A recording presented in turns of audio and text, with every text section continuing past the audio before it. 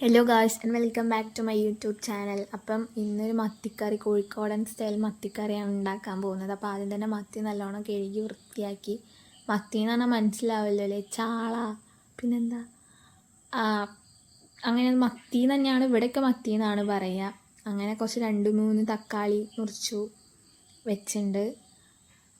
തക്കാളി അമ്മ മുറിക്കുന്നത് നല്ല ചെറിയ ചെറിയ ക്യൂബായിട്ടാണ് കേട്ടോ മുറിക്കുന്ന തക്കാളി.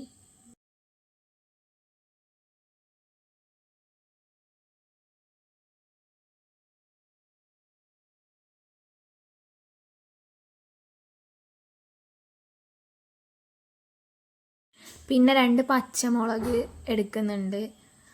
പച്ചമുളക് വേണം ഇതിന്. ഇത് നല്ല ഉണ്ടമുളകാണ് എടുക്കുന്നത്.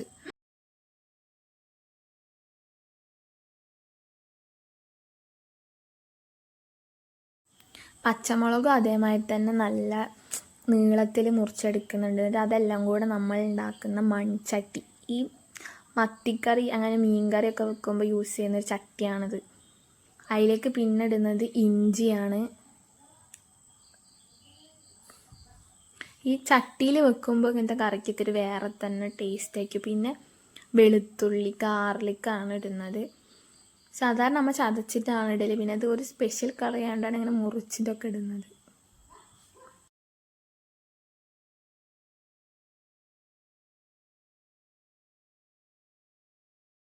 പിന്നെ കറീന് ടേസ്റ്റ് കൂട്ടുന്ന സാധനമാണ് ഈ ചെറിയുള്ളി.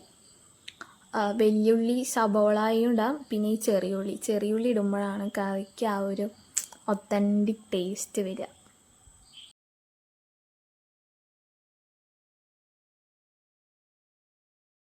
പിന്നെ നമ്മൾ എടുക്കുന്ന മീനിനനുസരിച്ചാണ് ഇതിൻ്റെയൊക്കെ അളവ് വ്യത്യാസം ഉണ്ടാവും. ഞങ്ങൾ 1 കിലോ മത്തിക്കുള്ള ഇതാണ് ഈ സംഭവം.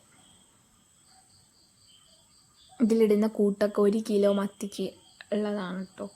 കിലോ കൂടുമ്പോൾ അതിനനുസരിച്ച് കൂട്ടണം. ഉള്ളി പിന്നെ ഇത്ര മതിയാവും, കാരണം ഇത് മുളകിട്ട കറിയാണല്ലോ, അപ്പം ഇങ്ങനെ മതി. പിന്നെ അതിലേക്ക് ഇടുന്ന കറിവേപ്പിലയാണ്.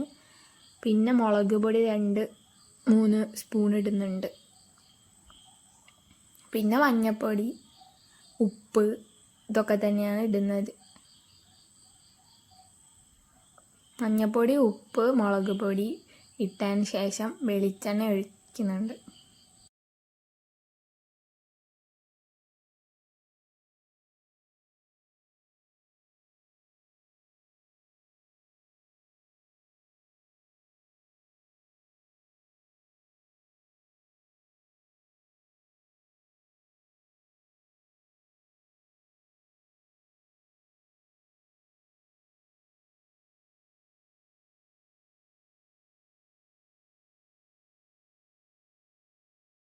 നല്ല പച്ച വെളിച്ചെണ്ണ ഒഴിച്ചിട്ടാണ് നമ്മൾ കറി വെക്കുന്നത്.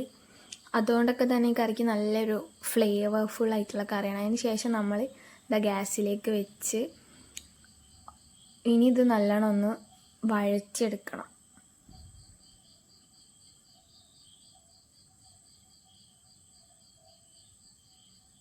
നല്ലോണം വഴറ്റണം. അത് നല്ലോണം വഴണ്ട് ആ മസാലേൻ്റെ ഒരു പച്ചമണമൊക്കെ മാറി തക്കാളിയിൽ നിന്ന് ഇങ്ങനെ ഒരു ജ്യൂസ് പോലത്തെ സംഭവങ്ങളൊക്കെ ഇറങ്ങി വരുന്ന സമയത്താണ് ഇതിൻ്റെ ഒരു ടേസ്റ്റ് കൂടുക. അവിടെയാണ് ഇതിൻ്റെ ഗെയിം ചേഞ്ചർ. ഈ ഇളക്കലാണ്, ഈ വറക്കുന്ന ഒരു സ്റ്റെപ്പാണ്.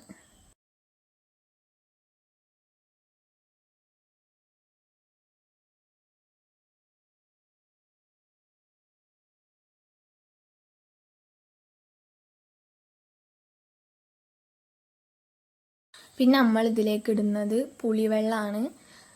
ഇത് സാധാ പുളിയില്ലേ, ആ പുളീൻ്റെ വെള്ളമാണ്.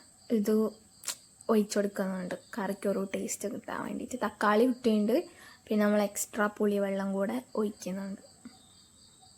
എന്നിട്ട് നല്ലോണം ഒന്ന് ഇളക്കി കൊടുക്കുന്നുണ്ട്.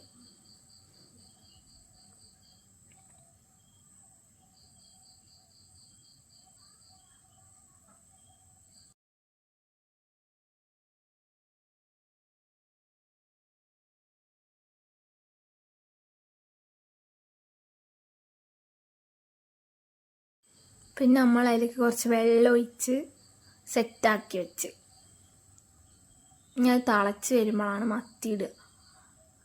നല്ലോണം ഒന്ന് തിളച്ച് വരുമ്പം പിന്നെ മത്തിയൊക്കെ ഇട്ട് നല്ലോണം തിളച്ച് ഇങ്ങനെ സെറ്റ് നമ്മളെ കറി ഇവിടെ റെഡി ആയിട്ടുണ്ട്. ഇങ്ങനെ തിളച്ച് വരുമ്പോൾ തന്നെ നല്ലൊരു മണമാണ്. പിന്നെ ഇതിലേക്ക് ഉലുവാപ്പൊടി അമ്മ ഇട്ടേണ്ടതിനെ പറയാൻ വിട്ടുപോയി. ഉലുവാപ്പൊടി ഇട്ടേണ്ടതിന് അവസാനം കുരുമുളകും പൊടിച്ചിട്ടിട്ടുണ്ടേന്. അപ്പം നമ്മൾ നല്ല മത്തിക്കറിയും ചോറും കൂട്ടി ഫുഡൊക്കെ കഴിച്ചു. അപ്പോൾ എല്ലാവർക്കും എൻ്റെ വീഡിയോ ഇഷ്ടമായിട്ട് ലൈക്ക് ചെയ്യുക, കമൻറ്റ് ചെയ്യുക, സബ്സ്ക്രൈബ് ചെയ്യുക. താങ്ക്സ്.